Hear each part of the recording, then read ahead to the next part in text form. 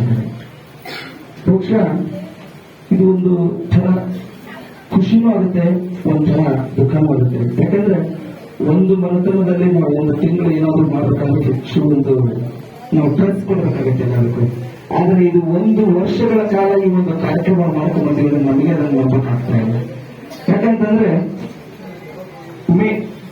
June 4ನೇ ತಾರೀಕು SP Balasubramanya sir ಅವರ ಹಾಗೂ ಇಳೆಯರಾಜ ಅವರ ಒಂದು ಬರ್ತ್ಡೇ ಹುಟ್ಟಿದ ಹಬ್ಬ ಇತ್ತು.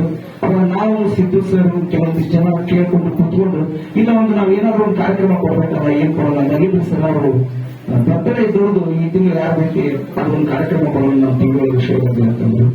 ಅವಾಗ ಒಂದು ನಮ್ಮ ತಲೆಯಲ್ಲಿ ಬಂದಿದ್ದ ನಾವು ಸ್ವಲ್ಪ ಕೊಡ್ಕೊಂಡು ಸರಿ ಆಗೋದಿಲ್ಲ. ಇದು 1 ವರ್ಷದೊಳಗೆ ಯಾವ ನಟ ನಟಿಯರು, ಮ್ಯೂಸಿಕ್ ಡೈರೆಕ್ಟರ್ ಹಾಗೆ ನಿರ್ದೇಶಕ, ನಿರ್ಮಾಪಕರು, ಸಂಗೀತ ನಿರ್ದೇಶಕರು ಯಾರಿದ್ದಾರೆ ಅವರನ್ನು ನಾವು ತಗೊಂಡೊಂದು ಕಾರ್ಯಕ್ರಮ ಕೊಡೋಣ ಅಂತ ತಿಳ್ಕೊಂಡು ನಮ್ಮ SP sir June 4 SP sir ಹಾಗೂ ನಮ್ಮ ಇಳೆಯರಾಜ ಸರ್ ಹಾಗೆ ಹಂಸಲೇಖರ್ ಸರ್ ಇವರ ಒಂದು ಪಯಣ ಪ್ರಾರಂಭವಾಗಿದ್ದು ಮೇ ತಿಂಗಳು 30ನೇ ತಾರೀಕು ಹಾಗೂ 29 ಮೇ 29 ಡಾಕ್ಟರ್ ಅಂಬರೀಶ್ ಸರ್ ಅವರದು, ಮೊನ್ನೆ ಮೇ 30ನೇ ತಾರೀಕು ರವಿಚಂದ್ರನ್ ಸರ್. ಇಲ್ಲಿವರೆಗೂ ನಮ್ಮ ಒಂದು ಪಯಣ 1 ವರ್ಷದವರೆಗೆ ಎಲ್ಲರೂ ನಟರು ಬಂದರು, ನಟಿಯರು ಬಂದರು, ಭಾರತೀಯರು, music director Rajan Nagendra, GK Venkatesh, ಸತ್ಯಂ, ಹಾಗೆ ನಮ್ಮ ಇವರು ಹಂಸಲೇಖರ್ ಸರ್ ಅವರು, ಹಾಗೆ ನಮ್ಮ ಲೀಲಾವತಿ ಅಮ್ಮನವರು, ಹಾಗೆ ನಮ್ಮ ಜಯಂತಿ, ಭಾರತಿ, ಅನಂತನಾಗ್, ಶಂಕರ್ನಾಗ್, ಅದರಿಂದ ಅಂಬರೀಶ್, ಹಾಗೆ ನಮ್ಮ ದ್ವಾರಕೀಶ್ ಅವರು ಮೊನ್ನೆ ತೀರ್ಕೊಂಡ್ರು. ನಮ್ಮನ್ನೆಲ್ಲ ಬಿಟ್ಟು ದ್ವಾರಕೀಶ್ ಅವರು ತೀರ್ಕೊಂಡ್ರು. ಬಹುಶಃ ಕನ್ನಡಕ್ಕೆ ಒಂದು ಹೆಚ್ಚಿನ ಒಂದು ಹೊಸತನನ್ನು ತಂದುಕೊಟ್ಟವರು ಅಂತಂದ್ರೆ ದ್ವಾರಕೀಶ್ ಅವರು. ಯಾಕೆಂದ್ರೆ ಇವತ್ತು ನಾವಿಲ್ಲಿ ಕುತ್ಕೊಂಡು ನಾವು ಈ ಒಂದು ಸ್ಟೀರೋ ಒಂದು ಹಾಡನ್ನು ಕೇಳ್ತೀವಲ್ಲ, ಇದನ್ನು ಪ್ರಪ್ರಥಮವಾಗಿ ನಮ್ಮ ಕನ್ನಡಕ್ಕೆ ಕೊಟ್ಟವರು ಅಂದ್ರೆ ದ್ವಾರಕೀಶ್ ಸರ್ ಅವರು. ಆ ಚಿತ್ರ ಸಿಂಗಾಪುರ್ನಲ್ಲಿ ರಾಜಾಕುಳ, ಆ ಒಂದು ಚಿತ್ರ ಲೆಫ್ಟ್ ಟು ರೈಟ್ ಅಂತಕ್ಕಂಥದ್ದು ಹಾಡನ್ನು ಪ್ರಾರಂಭ ಮಾಡಿ ನಮ್ಮ ಕರ್ನಾಟಕಕ್ಕೆ ತಂದಿದ್ದರು. ಈ ಎಲ್ಲ ಒಂದು ನೆನಪುಗಳ ಒಂದು ಸರಮಾಲೆಯಲ್ಲಿ ನಾವು ಇವತ್ತು ಏನ್ ಮಾಡ್ತಾ ಇದ್ದೀವಿ ಅಂದ್ರೆ ಕಾರ್ಯಕ್ರಮವನ್ನು ಮುಗಿಸಿ ಇವತ್ತು ಕೊನೆಯದಾಗಿ ನಾವು ಅದನ್ನು ಬೀಳ್ಕೊಳ್ತಾ ಇದ್ದೀವಿ. ಈ ಎಷ್ಟು ಅಂತಂದ್ರೆ ಬಹುಶಃ ಶಾಣ್ಯರಿದ್ದರನ್ನು ತಗೊಂಡು ನಾವು ಶಾಣ್ಯ ಮಾಡಕ್ ಹೋಗ್ಲಿಲ್ಲ. ಯಾರು ಸಂಗೀತವನ್ನು ಕಲ್ತಿಲ್ಲ, ಇದರಲ್ಲಿ ಯಾರಿಗೆ ಆಸಕ್ತಿ ಐತಿ, ಕಬ್ಬಣ ಕಾದಾಗ ಬರೀದು ಬಡಬರದ ಮನೆಯಕ್ಕೆ ಮತ್ತೆ ಹಸಿವಾದಾಗ ಊಟ ಹಾಕಿದ್ರೆ ಸಂತೃಪ್ತಿ ಆಗುತ್ತೆ. ಹಾಗೆ ಈ ಸಂಗೀತದ ಹಸಿವು ಯಾರಿಗಿತ್ತು ಅಂತ ನಾವು ಆತು, ನಮ್ಮ ಸಿದ್ದು ಗೌಡ್ರು ಸರ್ ಆತು, ಹಾಗೆ ನಮ್ಮ ಮಸೂರ್ ಕಟ್ಟಿ ಸರ್ ಆತು, ಹೀಗೆ ಕೆಲವು ಜನ ಅದ್ರ ಜೊತೆಗೆ ನಮ್ಮ ಮಹಂತೇಶ್ ಬನಿಗೋಳ್ ಸರ್ ಅವರು, ಹಾಗೆ ಅವರು ಶ್ರೀಮತಿ ಅವರು, ನಮ್ಮ ಸವಿತಾ ಬನಿಗೋಳ್ ಸರ್ ಅವರು, ಹಾಗೆ ನಮ್ಮ ಸುಮಾ ಮೇಡಮ್ ಅವರು, ಹೀಗೆ ಅನೇಕವಾಗಿರ್ತಕ್ಕಂಥ ಬಹಳ ಜನ, ಸುಮಾರು 30 ಮಂದಿ ಸರ್ ಮಾಡಿದ್ದಾರೆ. 30 ಮಂದಿ 1 ವರ್ಷಗಳ ಕಾಲ ಸತತವಾಗಿ ಪ್ರತಿ ವಾರವೂ ಆ ಹಾಡು ಬರಬೇಕು, ಆ ರೀತಿಯಾಗಿ ಕಾರ್ಯಕ್ರಮ ಹಮ್ಮಿಕೊಂಡ್ವಿ.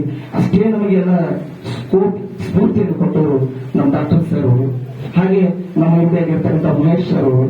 ನಾವಿಲ್ಲಿ ಹಸಿರು ಒಂದು ಬಣ್ಣದಲ್ಲಿ ಹಾಡಿರ್ತೀವಿ, ಅದನ್ನ ನಿಟ್ಟಾಗಿ ಹಿಂದೆ ಒಂದು ಡಿಸೈನ್ ಬರ್ತಕ್ಕಂಥ ಒಂದು ಕೆಲಸವನ್ನು ಮಾಡಿರ್ತಕ್ಕಂಥವ್ರು ನಮ್ಮ ರೋಹಿತ್ ಅಂತ ಹೇಳಿ. ವಯಸ್ಸು ಚಿಕ್ಕದಾದ್ರೂ ಕೆಲಸ ಅಚ್ಚುಕಟ್ಟಾಗಿ ಮಾಡಬೇಕು. ಇಂತಹ ಒಂದು ಕಾರ್ಯಕ್ರಮವನ್ನು ಮಾಡಿ ಸತತ 1 ವರ್ಷಗಳ ಕಾಲ ನಮ್ಮ NKS TV ಚಾನಲ್ ಸಾಕಷ್ಟು ಜನ ಸರ್ ನನ್ನ ಫೋನ್ ಮಾಡ್ತಾ ಇದ್ರು.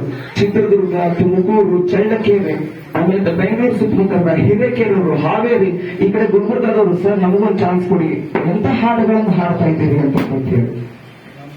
ಆದ್ರೆ ನಾವು ಸ್ವಲ್ಪ ಹೋಗೋದು ತೊಂದರೆ ಆಗುತ್ತಂತ ನಮ್ಮೂರಲ್ಲಿ ಇರ್ತಕ್ಕಂತಹ ಎಲ್ಲ ನಮ್ಮ ಸಂಪನ್ಮೂಲಗಳನ್ನ ಬಳಸಿಕೊಂಡು ಈ ಒಂದು ಕಾರ್ಯಕ್ರಮ ಮಾಡಿದ್ದೀವಿ. ಈ ಕಾರ್ಯಕ್ರಮಕ್ಕೆ ಸಹಾಯ ಸಹಕಾರ ಆಗಿರ್ತಕ್ಕಂಥ ಎಲ್ಲರಿಗೂ ಸಾಧಕರಿಗೂ ಒಂದು ಧನ್ಯವಾದಗಳನ್ನು ಹೇಳ್ತಾ ಇದ್ದೀನಿ. ಈ ಸಾಧಕರ ಸುಳಿನಕ್ಕೊಂದು ಹೆಸರು ಬರೋಕ್ಕೆ ಕಾರಣವೇ ಆಗಿದೆ. ಯಾಕೆಂತಂದ್ರೆ ಆ ಒಂದು ಚಿತ್ರರಂಗದಲ್ಲಿ ದುಡ್ಕೊಂಡ್ರೆ ಎಲ್ಲರೂ ಬೇರೆ ಬೇರೆ ಕ್ಷೇತ್ರದಲ್ಲಿದ್ದಾರೆ. ಆದ್ರೆ ನಮಗ್ ಗೊತ್ತಿದ್ದ ನಾವು ಸಂಗೀತದಲ್ಲಿ ಇದ್ದಿದ್ರಿಂದ ಆ ಸಂಗೀತ ಕ್ಷೇತ್ರವನ್ನು ಆಯ್ಕೆ ಮಾಡಿಕೊಂಡು ಆ 1 ವರ್ಷಗಳ ಕಾಲ ಸಾಕಷ್ಟು ಜನ ಹಳಬರಿದ್ರು, ಅವ್ರನ್ನು ತೆಗೆದುಕೊಂಡು ಬಂದಿವಿ. ಹಾಗೆ ಇನ್ನೊಂದು ನಿಮಗೊಂದು ವಿಷಯ ಹೇಳ್ಬೇಕಂದ್ರೆ, ಇವತ್ತು ನಾನು 1 ವರ್ಷಗಳ ಸುಮಾರು 40 ವರ್ಷ ಆಯ್ತು ಸಂಗೀತ ಕ್ಷೇತ್ರದಲ್ಲಿದ್ದು. ಇಷ್ಟು ನಾನು ಮುಂದೆ ಬರಲಿಕ್ಕೆ ಕಾರಣ ಅಂದ್ರೆ ಶಾರಂಗದೇವ ಸಂಗೀತ ಪಾಠಶಾಲೆ, ಅಲ್ಲೇ ನಾನು ತಬಲಾವನ್ನು ಕಲ್ತಿದ್ದೀನಿ. ಜೂನಿಯರ್ ಸೀನಿಯರ್ ತಬಲಾ ಮಾಡಿದೆ. ಒಂದು ನಾನು ಸಾಧಕರಿಗೆ ಹೇಳೋದು, ನೀವೆಲ್ಲರೂ ಅಂತೀರಿ ಗುರು ಗುರು ಅಂತ, ಮಹಾಗುರುಗಳಲ್ಲಿ ನಾನು ಕರ್ಕೊಂಡು ಹೋಗಿದ್ದೀನಿ. ನಮ್ಮ ಶೇಖಪ್ಪ ತೋಡಿಗಟ್ಟಿ ಸರ್ ಅವರು ನನಗೆ ತಬಲಾ ಕಲಿಸಿರ್ತಕ್ಕಂತಹ ಗುರು.